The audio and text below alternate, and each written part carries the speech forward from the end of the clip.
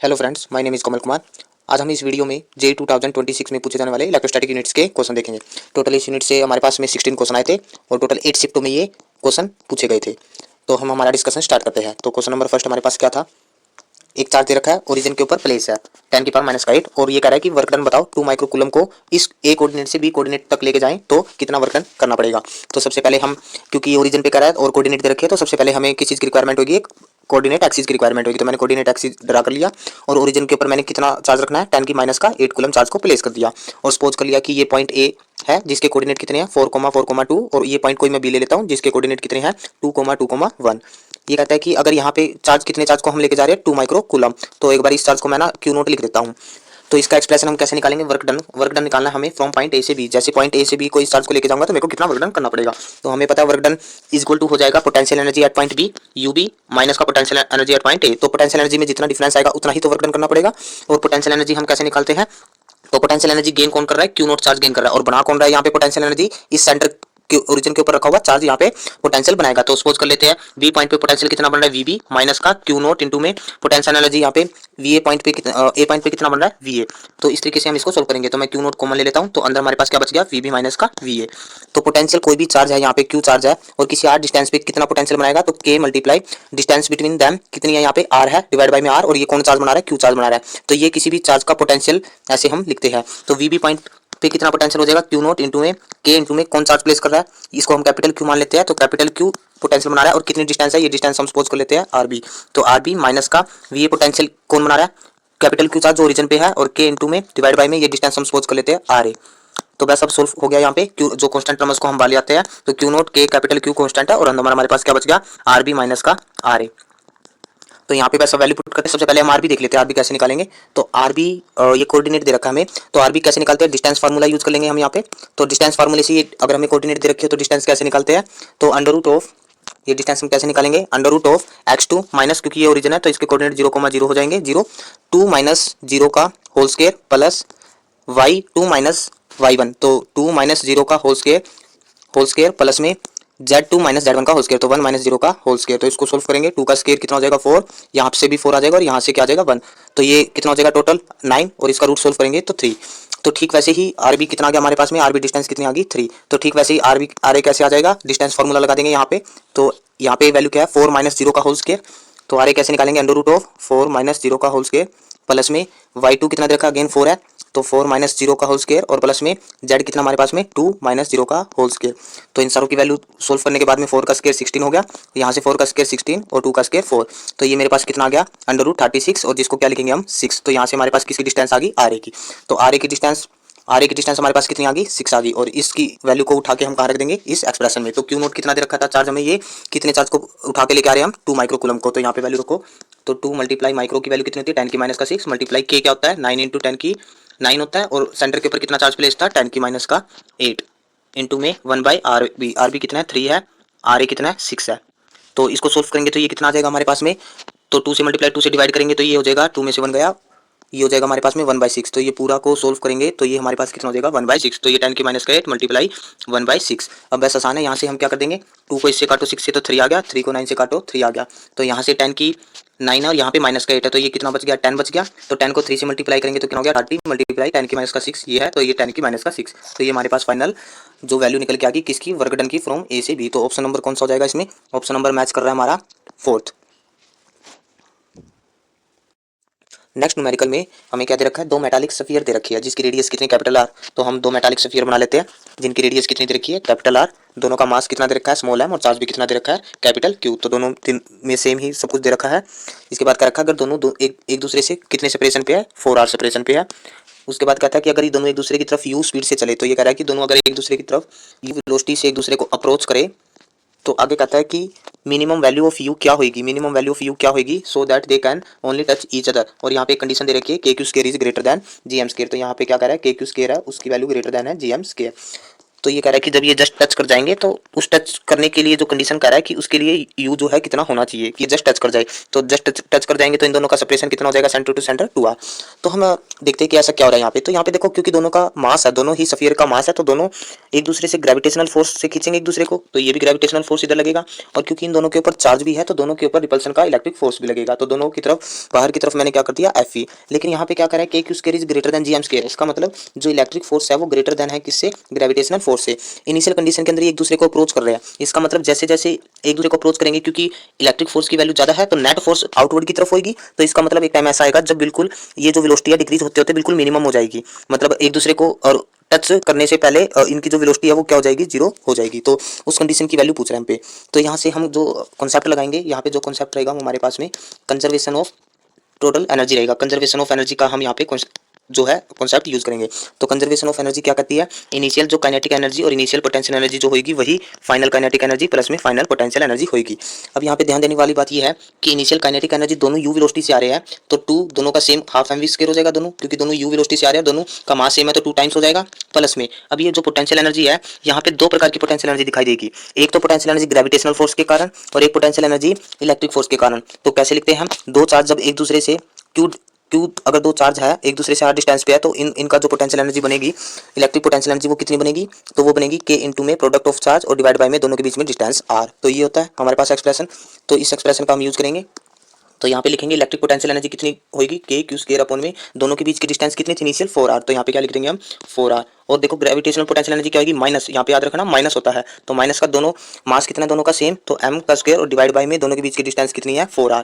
4r हम यहाँ पे लिख देंगे। और इज इक्वल टू क्या हो जाएगा हमारे पास में, फाइनल काइनेटिक एनर्जी। तो फाइनल जब एक दूसरे को टच करेंगे तब तो इनकी जो वेलोसिटी है फाइनल वो क्या हो जाएगी हमारे पास में, जीरो हो जाएगी। तो सिर्फ और सिर्फ क्या रह जाएगा, पोटेंशियल एनर्जी। तो पोटेंशियल एनर्जी भी दो होगी यहाँ पे, क्योंकि एक दूसरे से 2r डिस्टेंस पे है। तो काइनेटिक इलेक्ट्रिक पोटेंशियल एनर्जी कितनी हो जाएगी, के इंटू में प्रोडक्ट ऑफ चार्ज क्यू का स्क्वायर डिवाइड बाय में दोनों के बीच की डिस्टेंस 2r, और माइनस में क्योंकि ग्रेविटेशनल पोटेंशियल एनर्जी नेगेटिव होती है तो g इंटू में प्रोडक्ट ऑफ मास अपॉन में दोनों के बीच की डिस्टेंस कितनी है 2r। बस अब इसको थोड़ा रीअरेंज करना है, यहाँ से 2 से 2 क्या हो जाएगा, कैंसिल हो जाएगा। तो यहाँ से हमारे पास क्या बच गया, एम यू का स्क्वायर, तो के क्यू स्क्वायर अपन 4r उधर जाके क्या हो जाएगा, माइनस का हो जाएगा। और माइनस का होगा तो हमारे पास क्या आएगा, के क्यू स्क्वायर अपन में 4r बच जाएगा, उसमें से माइनस का 1/2 करेंगे तो ये के क्यू स्क्वायर अपन 4r उधर जाके माइनस का होगा ना, तो के क्यू स्क्वायर अपन 2r में से के क्यू स्क्वायर अपन 4r को माइनस करेंगे तो हमारे पास के क्यू स्क्वायर अपन 4r बचेगा। और माइनस में क्या बचेगा, माइनस का जी एम स्क्वायर अपन 4r उधर जाके प्लस का हो जाएगा, तो ये हमारे पास हो जाएगा माइनस का जी एम स्क्वायर अपन में 4r। तो यहाँ पे अगर ऑप्शन में देखें तो ऑप्शन में K Q square upon 2mr को इन्होंने या 4mr को इन्होंने क्या लिया हुआ है, बाहर लिया हुआ है। तो हम भी इसको क्या कर लेंगे, बाहर ले लेंगे। तो यहाँ पे क्या हो जाएगा, मास क्या हो जाएगा, डिवाइड हो जाएगा सभी में। तो मास को हम क्या कर देते हैं, डिवाइड कर देते हैं के क्यू स्क्वायर अपॉन में 4mr। ये तो मैंने कॉमन ले लिया और अंदर यहाँ क्या बच गया 1 माइनस का, क्योंकि ये मास है ना, ये डिवाइड में आ जाएगा माइनस का जी एम स्क्वायर अपॉन में 4r। ये बच गया हमारे पास में। तो देखो के क्यू स्क्वायर अगर मैंने कॉमन लिया है यहाँ पे और 4r भी कॉमन लिया, तो यहाँ से हमारे पास क्या बच जाएगा, तो के क्यू स्क्वायर कॉमन लिया ना, तो यहाँ पे के क्यू स्क्वायर हमारे पास क्या हो जाएगा, डिवाइड हो जाएगा। और जो 4r है वो बाहर कॉमन ले लिया, तो यू स्क्वायर उधर जाके क्या हो जाएगा, ऊपर जाके रूट। तो फाइनल एक्सप्रेशन क्या है, के Q square upon 4mr into में 1 minus G M square upon में के क्यू स्क्वायर, जो कि ऑप्शन नंबर मेरे को दिखाई दे रहा है second option number is the right. Numerical third क्या करा हमारे पास, एक सर्कल है उसके ऊपर 6 पॉइंट चार्ज है, अरेंज कर रखी है। तो नेट इलेक्ट्रिक फील्ड पूछा है सेंटर पे कितना होगा। तो यहाँ पे हम सिमेट्री का यूज कर लेंगे। तो ये जो प्लस क्यू चार्ज और ये प्लस क्यू चार्ज एक दूसरे से इक्वल डिस्टेंस पे है, तो इस प्लस क्यू चार्ज के कारण इलेक्ट्रिक फील्ड इस डायरेक्शन में बनेगा और इस प्लस क्यू चार्ज के कारण इलेक्ट्रिक फील्ड इस डायरेक्शन में ई ही बनेगा। तो दोनों एक दूसरे को नलीफाई कर देंगे, इक्वल एंड अपोजिट है, तो इनका कोई कंट्रीब्यूशन नहीं होगा इलेक्ट्रिक फील्ड का। तो ठीक वैसे ही इस एक्सिस पे जो ये चार्ज रखे हुए हैं, तो ये प्लस क्यू चार्ज इस डायरेक्शन में इलेक्ट्रिक फील्ड बनाएगा और ये प्लस क्यू चार्ज इस डायरेक्शन में इलेक्ट्रिक फील्ड बनाएगा। तो दोनों इक्वली ही डिस्टेंस पे और दोनों चार्ज का मैग्नीट्यूड भी सेम है, क्योंकि जो इलेक्ट्रिक फील्ड होता है उसको हम कैसे लिखते हैं, के इंटू में जोन चार्ज इलेक्ट्रिक फील्ड बना रहा है वो क्यू डिवाइड बाय में डिस्टेंस बिटवीन दैट पॉइंट। तो ये कितनी है, डिस्टेंस कैपिटल आ रहा है, दोनों रेडियस ऑफ सर्कल सेंटर पे ही पता कर रहे हैं, तो दोनों का इलेक्ट्रिक फील्ड की वैल्यू सेम ही रहेगी ई और ई, क्योंकि दोनों एक दूसरे के अपोजिट डायरेक्शन में, तो ये भी दोनों एक दूसरे को क्या कर देंगे, कैंसिल कर देंगे। तो यहाँ से अब कौन सा चार्ज रह गया, इसको रफ कर देते हैं आप। तो ये चार्ज कैंसिल आउट हो गए। तो यहाँ पे जो ये माइनस का क्यू चार्ज होगा ये इलेक्ट्रिक फील्ड किस डायरेक्शन में बनाएगा, टुवर्ड इटसेल्फ, और ये प्लस का क्यू चार्ज है ये इलेक्ट्रिक फील्ड किस डायरेक्शन में बनाएगा, वो भी इसी डायरेक्शन में बनाएगा।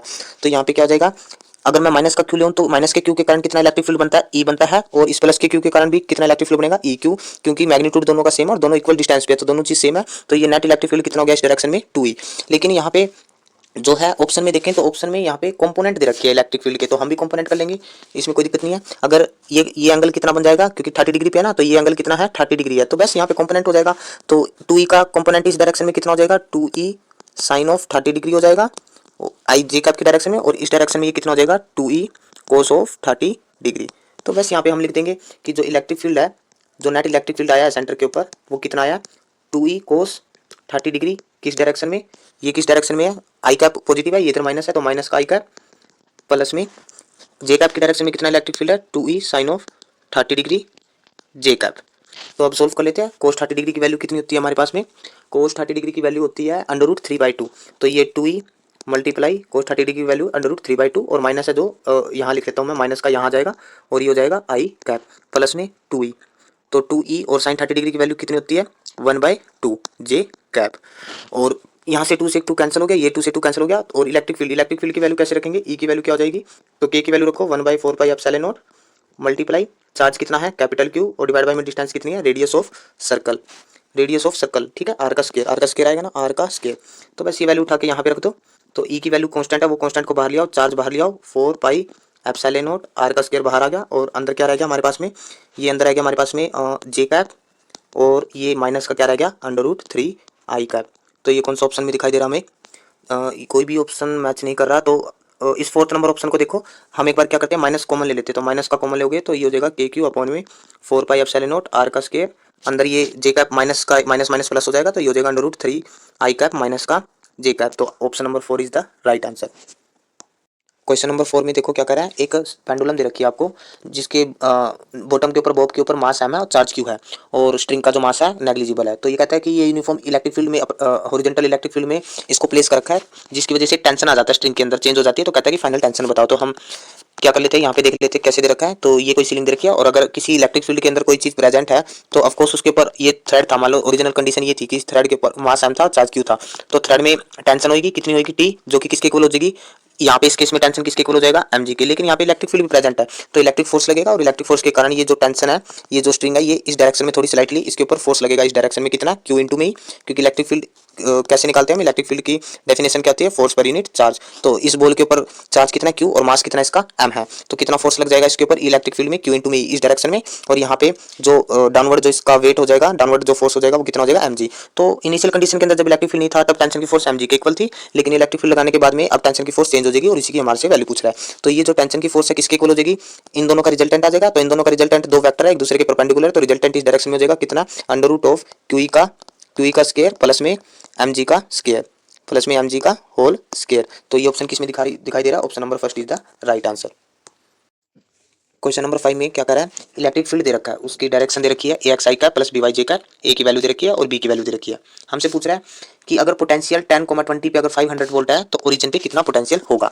तो इसका मतलब हमसे पोटेंशियल क्या पूछ रहा है, ओरिजिन पे पूछ रहा है। तो कैसे निकालेंगे, हम एक इलेक्ट्रिक फील्ड दे रखा है कितना ax i कैप, तो a की मैं डायरेक्ट वैल्यू पुट कर देता हूँ 10x i cap plus b की वैल्यू कितनी है 5y j कैप, ठीक है। तो हमें रिलेशन पता है कि जो पोटेंशियल डिफरेंस होता है डेल्टा वी वो किसके इक्वल होता है, माइनस का integration of E dot D x, D R vector यही होता था, लेकिन यहाँ पे डी आर वैक्टर की जगह हम क्या ले लेंगे, डी आर वैक्टर की जगह क्या ले लेंगे, दो कंपोनेंट है एक्स और वाई, तो ये हो जाएगा हमारे पास में डी एक्स आई कैप प्लस में डी वाई जे कैप, ओके। और इलेक्ट्रिक फील्ड की वैल्यू क्या दे रखी है हमें, इलेक्ट्रिक फील्ड की वैल्यू है 10x आई कैप, तो ये हो जाएगा 10x, ये डॉट प्रोडक्ट होता है ना E vector dot D R vector, तो 10x आई कैप प्लस में 5y जे कैप। तो बस सब सिंपल है यहाँ पे। और पोटेंशियल डिफरेंस क्या है यहाँ पे, अगर मैं किसी एक को ओरिजिन मान लूँ तो मान लेते हैं कि पोटेंशियल डिफरेंस b माइनस का वी ए कर लेते हैं, मतलब ओरिजिन पे जो भी पोटेंशियल रहा है और फाइनल पोटेंशियल जो b पॉइंट पे रहा है तो उसका जो डिफरेंस हो जाएगा पोटेंशियल डिफरेंस वही तो होगा ये। तो अगर मैंने इसको b पॉइंट को फाइनल माना है तो इनिशियल क्या हो जाएगा, इनिशियल लिमिट क्या हो जाएगी x की। तो पहले इसको थोड़ा सोल्व कर लेते हैं, आप अलग अलग कर लेते हैं। तो 10x आई कैप को डॉट प्रोडक्ट करेंगे dx आई कैप से तो कितना हो जाएगा 10x इंटू में dx हो जाएगा, और इसको आई कैप डॉट जे कैप करेंगे तो वो 0 हो जाएगा, और प्लस में क्या हो जाएगा हमारे पास में यहाँ पे तो माइनस है ना, तो माइनस लगा देंगे दोनों साइड क्योंकि बार माइनस था। तो integration of 5y J cap को dy जे कैप से डॉट प्रोडक्ट करेंगे तो ये कितना हो जाएगा 5y इंटू में dy।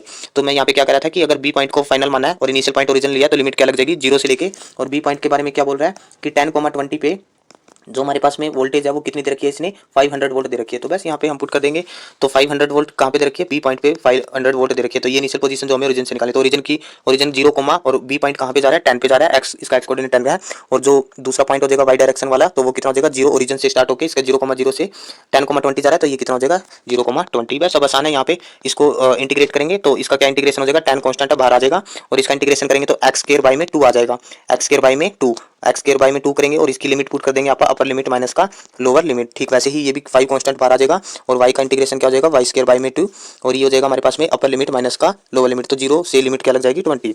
बस अब इसको हम सोल्व कर लेते हैं। ये कितना हो जाएगा माइनस का, तो 10 का स्क्वायर 100 होगा और 100 को 2 से मल्टीप्लाई डिवाइड करेंगे तो 50 हो जाएगा, तो 50 को 10 से करेंगे तो कितना हो जाएगा 500।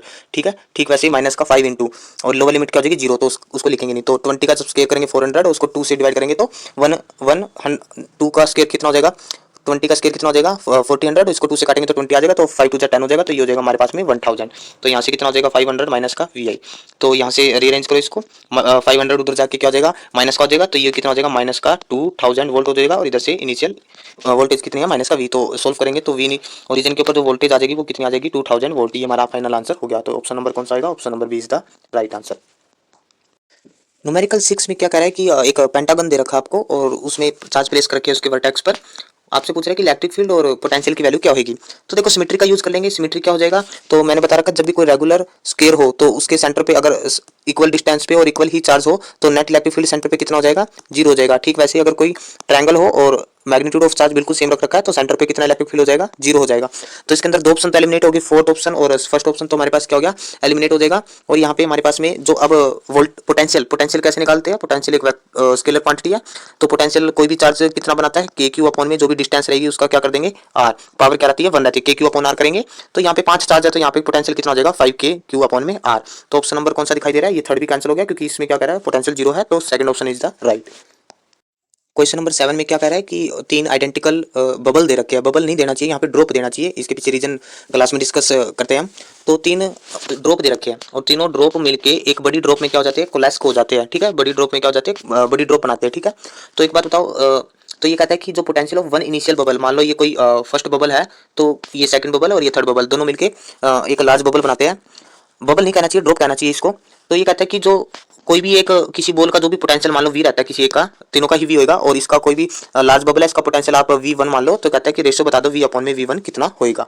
तो ये बड़ा आसान है, इसको कैसे करेंगे, तो हमें पता है जो पोटेंशियल होता है वो कितना होता है K इंटू में तीनों ही बबल का आइडेंटिकल सेम चार्ज दे रखा है, तो सपोज कर लेते हैं तीनों ही बबल का चार्ज कितना है Q Q और Q है। जब तीनों बबल मिलेंगे तो चार्ज तो कंजर्व होगा, तो ये लार्ज बबल का चार्ज कितना हो जाएगा 3Q हो जाएगा। तो यहाँ पे एक बबल का जो पोटेंशियल बनेगा के क्यू अपॉन में, अगर हम मान लेते हैं कि इसकी जो रेडियस है स्मॉल आर है और ये जो लार्ज बबल बना है इसकी रेडियस कैपिटल आर है, तो के क्यू अपॉन में स्मॉल आर इस बबल की सरफेस पे क्या हो जाएगा पोटेंशियल हो जाएगा, यही होगा। तो यहाँ पे हम अब हमें पोटेंशियल निकालना है इसका, तो इसका पोटेंशियल कैसे निकालेंगे, तो जब भी छोटे छोटे बबल मिलके एक लार्ज बबल का वो बनाते हैं तो इसका हम क्या करते हैं कन्वर्ट कर देते हैं, इसकी रेडियस को कन्वर्ट करके लिखते हैं। तो यहाँ पे 3 बबल है तो क्या रहेगा यहाँ पे वॉल्यूम क्या रहेगा कांस्टेंट रहेगा। तो एक बबल का वॉल्यूम कितना है 4/3 पाई स्मॉल आर का क्यूब, तो 3 बबल का वॉल्यूम कितना हो जाएगा 3 से multiply equal to large bubble, इसका ये भी एक सफीरी बनाएगा तो इसका वॉल्यूम कितना हो जाएगा 4/3 कैपिटल आर का क्यूब। तो दोनों साइड से ये कैंसिल आउट करेंगे तो यहाँ पे एक रिलेशन आ गया हमारे पास में, कैपिटल आर किसके इक्वल आ गया स्मॉल आर इंटू में 3 की पावर कितनी होगी 1/3। बस ये वैल्यू अब उठा के इसमें रख देंगे हम। तो यहाँ पे इस बबल का जो लार्ज बबल है इसका जो पोटेंशियल आएगा वो कितना आएगा, चार्ज कितना है के इंटू में चार्ज कितना है 3Q अपॉन में जो आर रखते थे हम रेडियस, वहाँ पे रेडियस की जगह इसकी वैल्यू रख देंगे स्मॉल आर इंटू में 3 की पावर 1/3। तो ये वैल्यू उठा के अब हम यहाँ पे रख देते हैं। तो स्मॉल बबल किसी एक बबल का पोटेंशियल कितना होगा के, ये स्मॉल क्यू है ना स्मॉल क्यू, तो के स्मॉल क्यू अपॉन में आर मल्टीप्लाई लार्ज बबल का पोटेंशियल कितना है कैपिटल के इंटू में 3Q और जो आर की पावर 3/3 है सबसे क्या चला जाएगा ऊपर चला जाएगा, तो ये हो जाएगा 3 मल्टीप्लाई स्मॉल आर इंटू में 3 मल्टीप्लाई 1/3।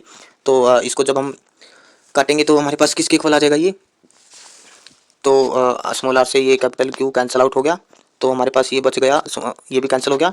तो 3 की पावर 1/3 क्या हो जाएगा नीचे आ जाएगा, तो ये कितना हो जाएगा 3 की पावर 2/3। तो ऑप्शन नंबर कौन सा सही हो जाएगा हमारे पास में, option number 3 is the right answer.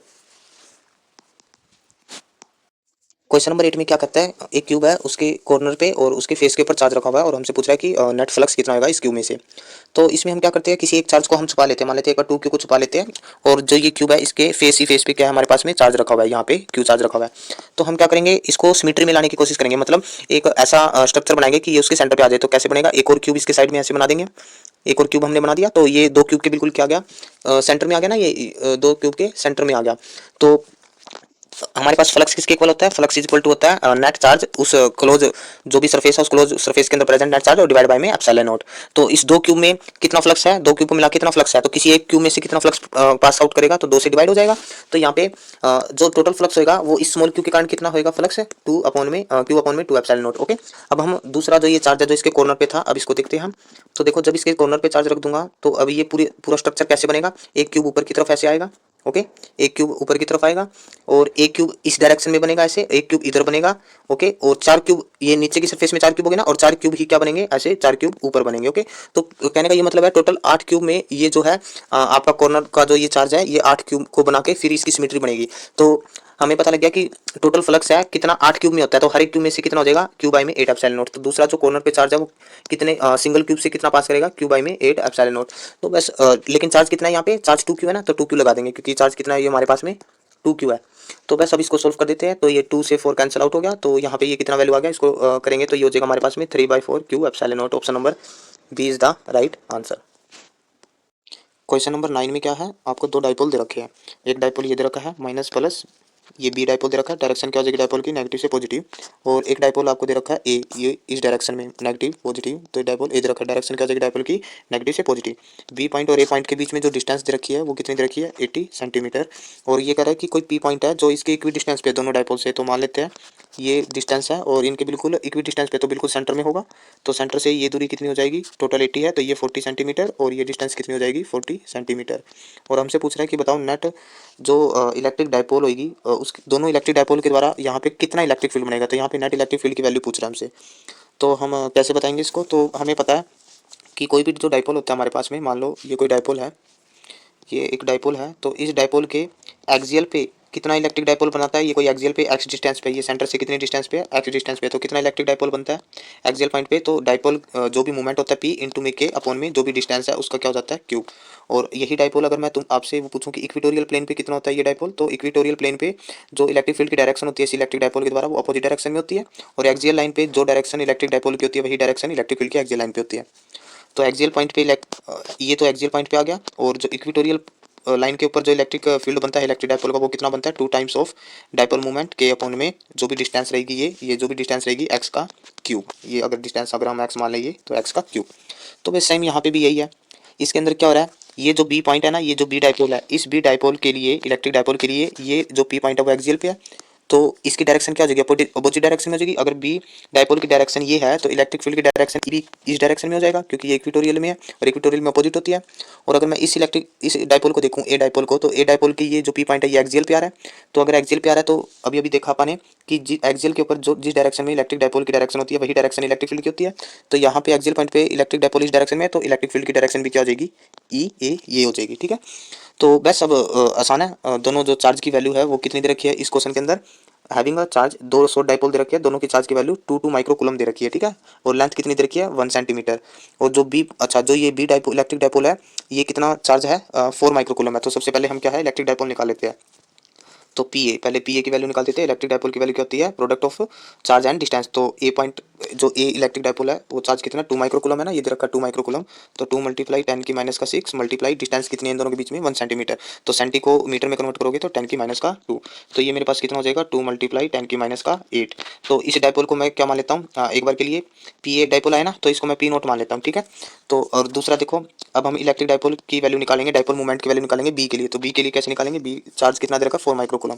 तो product of charge 4 microcoulomb that is minus का 6 और डिस्टेंस बिटवीन दैम कितनी है 1 सेंटीमीटर। तो सेंटीमीटर को मीटर में बदलोगे तो 10 की माइनस का 2। तो ये कितना हो गया 4 इंटू 10 की माइनस का 8। तो यहाँ पे दिख रहा है हमें जो पी ए है वो 2 इंटू 10 की माइनस का 8 है और पी बी है 4 इंटू 10 का माइनस का 8 है। तो ये 2 टाइम्स आ रहा है ना, तो पी बी कितना आ रहा है 2 टाइम्स ऑफ पी आ रहा है। ठीक है, तो बस अब यहाँ पे आसान है। तो यहाँ पे जो नेट इलेक्ट्रिक फील्ड बनेगा इन दोनों डाइपोल के कारण, तो यहाँ पे net electric field P point पे कैसे बन जाएगा, इस डायरेक्शन में ई ए हो जाएगा, इस डायरेक्शन में ई बी हो जाएगा, दोनों एक दूसरे के परपेंडिकुलर है। तो नेट रिजल्टेंट इस डायरेक्शन में कितना हो जाएगा √2 इंटू में √2 ई ए। ठीक है, नेट इलेक्ट्रिक फील्ड हो जाएगा ना ई ए की वैल्यू हम रख देंगे यहाँ पे, इन दोनों का रिजल्टेंट हो जाएगा। तो रिजल्टेंट कैसे निकालेंगे आप √2 एक बार रिजल्टेंट देख लेते हैं कैसे निकालेंगे। ठीक है, तो रिजल्टेंट हो जाता है हमारे पास √ई ए का स्क्वायर प्लस में ई बी का स्क्वायर। तो ये हमारे पास में क्या हो जाएगा नेट इलेक्ट्रिक फील्ड की वैल्यू हो जाएगी। तो वैल्यू देख लेते क्या है। तो इलेक्ट्रिक फील्ड की वैल्यू ये थी, इलेक्ट्रिक फील्ड ऐसे निकालते थे ना 2 टाइम्स ऑफ पी के।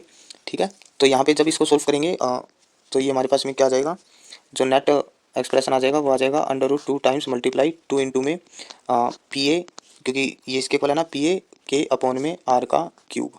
ठीक है, तो बस अब वैल्यू ही पुट करनी है। तो √2 मल्टीप्लाई पी ए की वैल्यू कितनी दे रखी है आपको, 2 इंटू में 10 की माइनस का 8, और के की वैल्यू कितनी है हमारे पास में 9 इंटू 10 की 9 डिवाइड बाई में आर का क्यूब।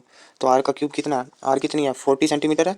तो 40 सेंटीमीटर का मतलब 4 मल्टीप्लाई 10 की माइनस का 2, तो ये हो जाएगा 4 इंटू 10 की माइनस का 1, और इसका क्या करना है, क्यूब करना है। तो 4 का क्यूब कितना हो जाएगा 64 मल्टीप्लाई -1 का क्यूब माइनस का 3। तो इसको जब हम सोल्व करेंगे तो ये कितने पे जा रहा है, 2 2 जा 4, और 4 को जब इससे काटेंगे तो ये कितना हो जाएगा हमारे पास में 16 हो जाएगा। ओके, तो ऊपर क्या बच गया हमारे पास में 9, ये ऊपर क्या क्या बच गया, ये 9 हो गया और ये √2 हो गया। तो ये हो गया हमारे पास में 9 √2 डिवाइड बाई में 16, और मल्टीप्लाई 10 की माइनस का 3 पर जाके प्लस का 3 हो गया, और ये इसको जब सोल्व करेंगे माइनस का 3 पर जाके प्लस का 3 हो जाएगा, प्लस का 3 और 9 कितना हो गया, हमारे पास में 9 और 3 कितना हो गया 13, और 13 में से 8 गया तो कितना हो गया 4। तो प्लस के 13 में से 8 माइनस नहीं, ये कितना हो गया 12 हो गया। तो 12 में से माइनस का 8 गया तो कितना हो गया 4। तो ये ऑप्शन नंबर कौन सा दिखाई दे रहा है हमें, 9/16 √2 10 की पावर 4। तो option number first is the right answer. Question number 11 क्या है, 3 कॉन्सेंट्रिक स्फेरिकल सेल दे रखी है ए बी और सी, और उनकी रेडियस क्या है स्मॉल ए स्मॉल बी स्मॉल सी। उसके ऊपर चार्ज कितना प्लेस है Q1 Q2 Q3। हमसे पूछ रहा है कि potential at surface A B और सी क्या होगा। तो सबसे पहले हम सफियर बना लेते हैं। ये 3 कॉन्सेंट्रिक हमने क्या बना ली, स्फेरिकल सेल बना ली। तो इस स्फेरिकल सेल फर्स्ट की जो रेडियस दे रखी है ए दे रखी है, ठीक वैसे 20, ये ए सफियर है, ये बी है और ये सी है। रेडियस क्या है इनकी रिस्पेक्टिवली, ये है ए बी और सी। सफियर 1 के ऊपर चार्ज कितना प्लेस है Q1, इस सफियर के ऊपर Q2 और इसके ऊपर Q3। तो जो पोटेंशियल होएगा इस सफियर पे, ए सरफेस पे चार्ज कितना है Q1 है, और इस सरफेस पे ही पूछा कि कितना पोटेंशियल होएगा। तो हमें पता है जो नेट पोटेंशियल होएगा V A, potential at A point पे इस सफियर ए के ऊपर, तो वो ए के कारण इस ए सफियर के कारण भी होएगा। कितना होएगा के इनटू में चार्ज कितना है Q1 और रेडियस कितनी है ए। और जो सफियर बी है इसके लिए पॉइंट है अंदर है, तो अंदर की तरफ ये पॉइंट है, तो इसका जो किसी सफियर के अंदर कितना पोटेंशियल बनता है कैसे बताते हैं, तो वो हम बताते हैं के इनटू में उस सफियर पे जितना चार्ज है, तो बी पे कितना चार्ज है Q2, और अगर वो सफियर अंदर की तरफ है तो अंदर की तरफ कितनी डिस्टेंस पे, ए ही डिस्टेंस पे, तो क्या हो जाएगा ए प्लस में। अब ये जो सी सफियर है ये भी पोटेंशियल बनाएगा यहाँ पे, क्योंकि ये सफियर ये जो पॉइंट है सफियर के अंदर है, तो सी पॉइंट सी सरफेस के कारण कितना पोटेंशियल बनेगा, तो के इनटू में चार्ज कितना है Q3, और ये डिस्टेंस कितनी इसके सेंटर से ए। तो मेरे हिसाब से के बाई में ए कॉमन आ जाएगा, और अंदर क्या बच जाएगा Q1 प्लस में Q2 प्लस Q3। तो अगर ऑप्शन की तरफ देखें तो फर्स्ट ऑप्शन ठीक है। सेकंड ऑप्शन क्या हो जाएगा, क्योंकि इसके अंदर जो ए सरफेस के ऊपर जो बता रहा है पोटेंशियल वो अलग अलग बता रहा है ए बी और सी, तो ये कैंसिल आउट हो जाएगा। थर्ड ऑप्शन भी कैंसिल आउट हो जाएगा, क्योंकि इसमें भी क्या है हमारे पास में जो ए सरफेस का जो पोटेंशियल बता रखा है Q1/A प्लस Q2/B, जो कि गलत है आंसर, ठीक है। और फोर्थ आंसर ये ठीक है। तो दो आंसर क्या हो गया, एलिमिनेट हो गए। अब हम निकालते हैं बी सरफेस के ऊपर पोटेंशियल एट सरफेस बी। तो पोटेंशियल बी सरफेस पे कौन कौन कंट्रीब्यूट करेगा पोटेंशियल, ये तीनों ही स्फेरिकल सेल। तो सफियर ए के लिए बी पॉइंट कहाँ है, बाहर की तरफ है, तो ये कितना पोटेंशियल बनाएगा सफियर ए, तो सफियर ए के ऊपर कितना चार्ज है Q1 डिवाइड बाई में कितने डिस्टेंस पे है ये चार्ज भाई, बी डिस्टेंस पे है, तो डिवाइड बाई में बी प्लस। अब ये सफियर बी भी कंट्रीब्यूट करेगा, क्योंकि बी सफियर के ऊपर ये पॉइंट है, तो कितना पोटेंशियल बनाएगा के इनटू में सफियर बी पे चार्ज Q2, और कितने डिस्टेंस के ऊपर है ये बी डिस्टेंस के ऊपर प्लस। अब ये सफियर सी भी कंट्रीब्यूट करेगा, लेकिन सफियर सी के लिए ये जो बी पॉइंट है वो इनवर्ड की तरफ है, अंदर की तरफ है, तो कितना कंट्रीब्यूट करेगा ये पोटेंशियल के इनटू में Q3, और ये डिस्टेंस कितनी है यहाँ पे हमारे पास में बी, ये डिस्टेंस कितनी है बी। तो ऑप्शन ये जो बी ठीक है, तो बी कॉमन आ जाएगा, तो यहाँ पे हम क्या कर देंगे के अपॉन बी कॉमन आ गया, अंदर क्या रह गया Q1 plus Q2 plus Q3। तो बी पॉइंट के ऊपर कितना पोटेंशियल आ गया इतना। तो ऑप्शन नंबर फोर्थ में देखें तो ये Q1/B अलग लिख रखा है और सी अलग लिख रखा है, तो ये ऑप्शन गलत हो गया। तो सेकंड ऑप्शन में क्या है, हाँ ठीक है, सेकंड ऑप्शन में बी कॉमन आ रहा है, ठीक है बी आ रहा है, तो second option is the right. Question number जो 12 है ये थोड़ा सा आउट ऑफ सिलेबस है। मैं बता देता हूँ, इसके अंदर जो कॉन्सेप्ट यूज़ हो रहा है वो थोड़ी हायर क्लास में एक बुक होती है, ये ग्रिफिथ की इलेक्ट्रोडायनामिक्स, इसमें इसका कॉन्सेप्ट यूज हुआ है। तो इस बुक के अकॉर्डिंग जो कॉन्सेप्ट है वो ये कहता है कि जो डाइपोल मूवमेंट होता है वो किसके इक्वल होता है, क्यू इनटू में आर वेक्टर। तो यहाँ पे जो ये 3 चार्ज दे रखे हैं और इस पोजीशन के ऊपर सिचुएटेड है एक्स वाई प्लेन में, तो रिजल्टेंट डाइपोल मूवमेंट पूछा है, ठीक है। तो रिजल्टेंट डाइपोल मूवमेंट का ये एक्सप्रेशन होता है, ठीक है, इस बुक के अकॉर्डिंग ये एक्सप्रेशन मैंने यहाँ पे दिखा भी रखा है। तो मैं काम करता हूँ यहाँ पे 3 एक्सिस बना लेता हूँ और पॉइंट क्या कर देता हूँ, प्लेस कर देता हूँ। तो जो ये 0 कोमा माइनस का 3 है, तो वाई डायरेक्शन में हो जाएगा ना, इस डायरेक्शन में, ठीक है। इस डायरेक्शन में क्या हो जाएगा 0 कोमा माइनस का 3 है, ठीक है। तो इसको प्लेस कर देते हैं हम 0 कोमा माइनस का 3 है, ठीक है। इस कोऑर्डिनेट पे कितना चार्ज है, प्लस का 2q, ओके। उसके बाद में 3q चार्ज किस कोऑर्डिनेट पे है, पॉजिटिव 0 2 है, तो ये हो जाएगा 2a, 0, यहाँ पे कितना चार्ज प्लेस है 3q। और जो माइनस का 4q चार्ज है माइनस का 2a, 0, तो ये कोऑर्डिनेट का होगा माइनस के 2a, 0, तो कितना चार्ज प्लेस है माइनस का 4q। तो वैसा बस आने यहाँ पे जो नेट रिजल्टेंट डाइपोल मूवमेंट आ जाएगा वो इनका सम हो जाएगा, तो ये हो जाएगा हमारे पास का माइनस का 4q इंटू में माइनस का, क्योंकि क्या होता है p vector equal to q into में r वेक्टर, तो r वेक्टर कैसे लिखेंगे, इसका मैग्नीट्यूड कितना माइनस का 2a और किस डायरेक्शन में, ये आई कैप की डायरेक्शन में है, ठीक है। हाँ माइनस का आई कैप ये आ गया ना, इसी में आ गया ये, ठीक है। प्लस में क्या हो जाएगा हमारे पास में, प्लस में क्या हो जाएगा 3q इंटू में ये कितने डिस्टेंस पे आर वेक्टर का मैग्नीट्यूड कितना है 2a है और आई कैप, ओके। और नीचे वाला चार्ज कितना है प्लस का 2q और किस डायरेक्शन में है माइनस का 3a, तो माइनस का 3a जे कैप, अब जे कैप क्या आगे माइनस मत लगा देना क्योंकि इसके अंदर ही आ गया माइनस का 3a। तो वैसे अब इसको हम सोल्व करेंगे तो यहाँ से क्या हो जाएगा ये, इसको जब सारों को सोल्व करेंगे तो ये हमारे पास आ जाएगा 2aq इंटू में 7 आई कैप माइनस का 3 जे कैप, तो ऑप्शन सोल्व हो जाएगा ना, तो ये हो जाएगा माइनस माइनस प्लस का हो गया, चलो कर ही देते हैं।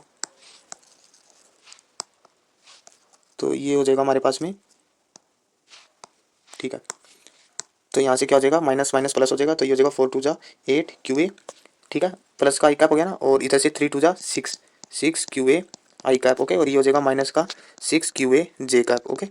तो यहाँ से 8 और 6 कितना हो गया हमारे पास में 14 हो गया, तो 14 QA आई कैप माइनस का 6 QA जे कैप, तो यहाँ से मैं क्या कॉमन ले लेता हूँ 2AQ कॉमन ले लेता हूँ, ठीक है, और अंदर क्या बच गया मेरे पास 7 आई कैप माइनस का 3 जे कैप, जो कि ऑप्शन नंबर कौन सा दिखाई दे रहा है 2QA 7 आई कैप माइनस का 3 जे कैप, तो option number first is the right answer, ठीक है, first is the right answer.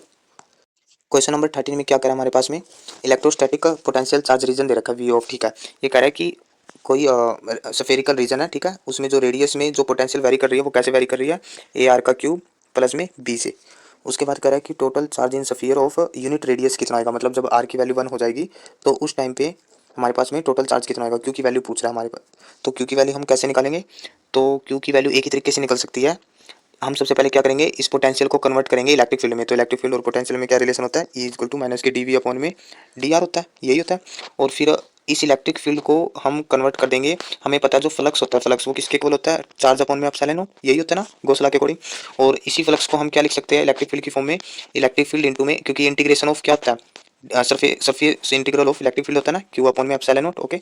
और यहाँ पे जो सरफेस है हमारे पास सफियर है, तो ये हो जाएगा इलेक्ट्रिक फील्ड मल्टीप्लाई सफियर का एरिया कितना होता है 4 पाई आर का square equal to Q by epsilon not, तो ये प्रोसेस रहेगा इसको करने का। तो यहाँ पे रेडियस तो ये 1 ही कह रहा है ना, रेडियस कितनी है 1, तो ये 1 का स्क्वायर करोगे तो 4 पाई क्यू अपॉन में एप्सिलॉन नॉट। तो मेन मकसद हमारा इलेक्ट्रिक फील्ड निकालने का, तो इलेक्ट्रिक फील्ड कैसे निकालेंगे इस रिलेशन से निकालेंगे इलेक्ट्रिक फील्ड, तो ये जो वी है इसका क्या कर देंगे डिफरेंशिएशन कर देंगे, तो वी इक्वल टू कितना है ए आर का क्यू प्लस में बी, तो डी वी बाई में डी आर कितना हो जाएगा हमारे पास में, तो पावर आगे पावर कम, तो 3 AR का स्क्वायर और बी कांस्टेंट है 0 हो जाएगा। तो यहाँ पे क्या हो जाएगा ये माइनस का डी वी है, ठीक है। तो ये इलेक्ट्रिक फील्ड की वैल्यू कितनी आ गई हमारे पास में माइनस का 3 AR का स्क्वायर, ओके। तो ये वैल्यू उठा के अब हम यहाँ पुट कर देंगे, तो आर की वैल्यू किस पे है 1 पे पता करनी है ना, क्योंकि 1 पे का इसने, तो आर की वैल्यू 1 करोगे तो माइनस का 3 हो जाएगा, तो माइनस का 3A मल्टीप्लाई कितना ये 4 पाई और इक्वल टू क्या हो जाएगा क्यू अपॉन में एप्सिलॉन नॉट, एप्सिलॉन नॉट उधर गया तो ये हो जाएगा माइनस का 12A pi epsilon not equal to Q, तो ये हमारे पास में उस चार्ज की वैल्यू आ गई।